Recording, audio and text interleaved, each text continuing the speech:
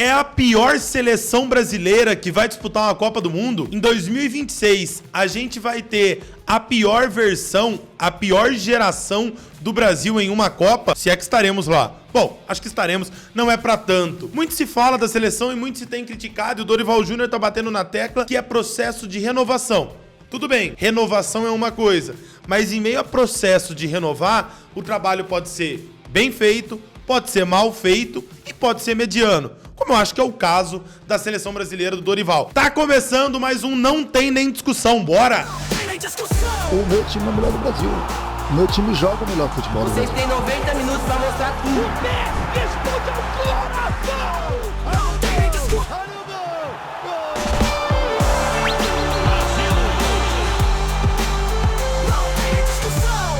Vamos dividir isso daqui. 2 critérios essenciais pra gente analisar. O primeiro deles é a qualidade do grupo. A gente vai fazer um recorte aqui. O grupo era bom? Qualidade de jogador, nome de jogador, contando experiência, habilidade, qualidade com a bola, saber jogar uma Copa do Mundo. Tudo isso. E o segundo critério, o trabalho foi bem feito? Como foi feito o trabalho do técnico ou dos técnicos daquele ciclo? O nosso recorte vai ser após o último título, porque antes fica muito longe pra gente ter um registro exato, e também eu acho que a gente não teve, talvez pela quantidade de informação que a gente tem hoje, mas a gente não teve tanta seleção apanhando como a gente tem agora depois de 2002. Então vamos pegar os ciclos de 2006, 2010, 2014, 2018, 2022 e agora o ciclo que vai jogar a Copa 2026. Dessas 6 seleções que jogaram a Copa do Mundo, qual delas é a pior? Vamos falar sobre cada uma e depois a gente elenca da primeira para a 6ª seleção. Vamos falar do time titular de cada Copa, a melhor versão dessa seleção, e aí eu fiz uma previsão do time titular de 2026, acho que não vai mudar tantas peças, e aí a gente conversa sobre cada uma. Em 2006, a Copa de 2006, ela teve o ciclo todo, desde 2002, na verdade, começo de 2013, a saída do Felipão e a chegada do Parreira. O Parreira fez os 4 anos de ciclo, e a gente chega com...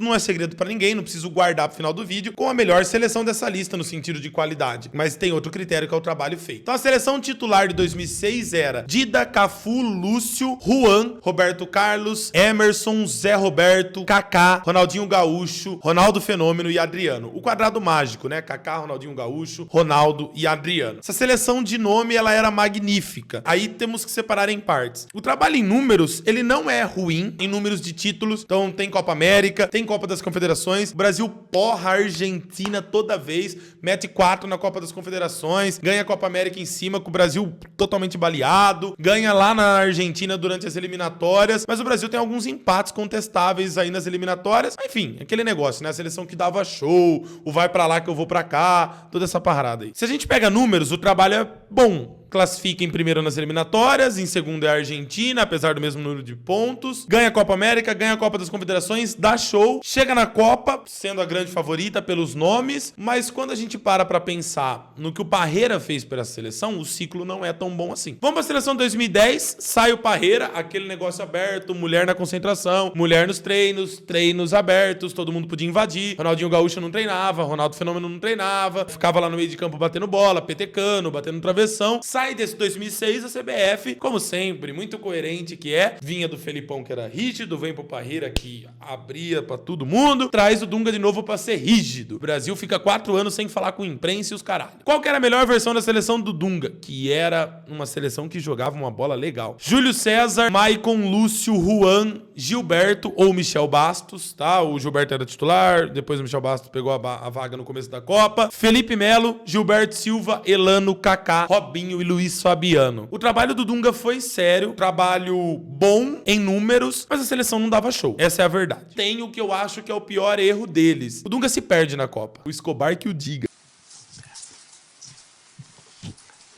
Dunga, Ai, caralho, o Dunga é foda. Mano, o Dunga é um cuzão da porra, essa é a verdade. Ô, Dunga, chega no Opina. Essa seleção não dava show, mas era um trabalho sério, que depois na Copa o Dunga enlouquece, porque a imprensa também pegava muito no pé dele. Mas ele fez um trabalho certo e foi no limite dele. Era a primeira vez que ele era técnico. Ele pegou uma seleção brasileira pra dirigir por 4 anos. 2014, o ciclo começa com o Mano Menezes, após a queda do Dunga. Acaba a Copa, vem o Mano fica 2 anos, quase 3, né? E aí vem o Felipão pra fazer o último ano de ciclo, o último ano e meio, na verdade, e dirigir a seleção do 7-1 na Copa do Mundo. Júlio César, Daniel Alves, Thiago Silva, Davi Luiz, Marcelo, Luiz Gustavo, Paulinho, que depois vira Fernandinho, Oscar, Neymar, Hulk e Fred. Essa era a seleção do Felipão. A do Mano Menezes, ela tinha algumas boas mudanças. O Felipão chega trazendo o Júlio César, volta a trazer o Maicon pra seleção. O Maicon até vai ganhar essa vaga do Daniel Alves na Copa depois. O Daniel Alves joga o primeiro jogo, começa o segundo, e aí vem o Maicon pra ser titular. O Maicon já tava um pouco mais velho. O Felipão faz algumas alterações. O Mano Menezes ainda tava em fase de testes, parecia. Em 2 anos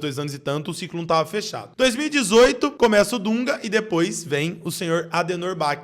Uma ótima versão dele, talvez a melhor. Alisson, Danilo, Thiago Silva, Miranda e Marcelo na lateral esquerda, Casemiro, Paulinho, Felipe Coutinho, o William, Neymar e Gabriel Jesus. O ciclo foi feito com o Renato Augusto, né? O William não tinha essa vaga, o Coutinho era ponta. Tô contando a escalação que joga na Copa. O Renato Augusto não foi titular, ele só vai entrar lá depois contra a Bélgica. E aí tem o ciclo 2022 que também é todo com o Tite. Alisson, Danilo, Thiago Silva, Marquinhos e Alexandro, Casemiro, Paquetá, Neymar como meio armador, Rafinha, Vinícius Júnior e Richarlison. Pra acabar, tem a seleção de 2026. Que já começa uma bagunça nos técnicos. A gente começou o ciclo com o Ramon Menezes, ele joga 3 amistosos, perde 2, perde pra Marrocos, perde pra Senegal, ganha só de Guiné. E aí vem o Fernando Diniz, 6 jogos, 2 vitórias, 1 empate, 3 derrotas. E aí vem o Dorival Júnior, que começa a partir dos 2 amistosos contra Inglaterra e Espanha. Eu fiz um protótipo, talvez, um prospecto, não sei, do que vai ser a seleção titular de 2026. Porque eu peguei o que tá jogando hoje, gente. O melhor do que tá jogando hoje. O que o Dorival não vai mudar muito também, porque não tem muito pra onde fugir. O que eu coloquei como titular em 2026. Ederson, Danilo na lateral direita, Marquinhos e Gabriel Magalhães na zaga, Guilherme Arana na lateral esquerda. Casemiro de primeiro volante, Paquetá como segundo, Neymar de meio armador, Rodrigo na ponta direita, Vinícius Júnior na ponta esquerda e o Endrick de centroavante. Eu acho que pode ser a melhor versão que a gente possa ter. Eu ainda faria adaptações, então não é a minha preferência aqui. Eu nem acho que talvez o Dorival vá com o Ederson, talvez ele vá com o Alisson, era o goleiro titular até se machucar. Eu coloquei o Casemiro porque ele é o nosso melhor primeiro volante ainda, mesmo na má fase. Eu acho que é um erro do Dorival pra você recuperar um jogador. A seleção brasileira é um ótimo incentivo. O Muricy Ramalho não gosta de incentivar e de motivar jogadores, mas vários jogadores jogam melhor na seleção do que no clube, então traz o cara. Até porque a gente não tem um baita primeiro volante. Quem vai ser? O André? O André não é um puta primeiro volante, o André é segundo. E aí, pra mim, nem seria o Paquetá, seria o Gerson, enfim, eu tenho as minhas preferências, mas eu acho que o Dorival vai com isso, não tem muito segredo. O Neymar voltando, ele vai ser titular como meia, vai ser Rodrigo, Vinícius Júnior,